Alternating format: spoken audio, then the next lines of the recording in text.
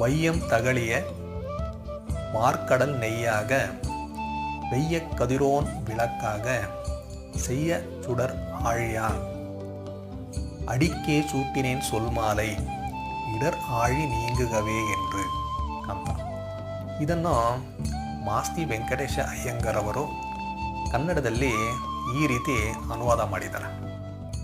ನೆಲವೇ ಹಣತೆಯಾಗಿ ಹರಹಿದ ಕಡಲೆ ನೆಯ್ಯಾಗಿ ಬಿಸುಗದಿರ ಸೂರ್ಯನೇ ಸೊಡರ ಕುಡಿಯಾಗಿರಲು ಎಡರ ಕಡಲಾದ ಸಂಸಾರ ಅಳಿಯಲಿ ಎಂದು ಸೊಡರಂತಹ ಚಕ್ರವನ್ನು ಹಿಡಿದವನ ಕೆನ್ನಡಿಗೆ ನುಡಿಮಾಲೆ ಇದನು ತುಡಿಸಿದೆನು ಅಂತ. ಇದು ಪೊಯ್ಹೆಯಾಳ್ವಾರವರ ಮೊದಲ್ ತಿರುವಂದಾದಿಯಲ್ಲಿರುವಂತಹ ಮೊದಲನೇ ಪದ್ಯ. ಉದಾಹರಣೆಗೆ ನಿಮಗೆ ನಾನು ಇದನ್ನು ಹೇಳಿದೆ. ಇದನ್ನು ನೀವು ಗಮನಿಸಿದರೆ ಸೊಲ್ಮಾಲೈ ಅಂದರೆ ನುಡಿಮಾಲೆ ಅಂತ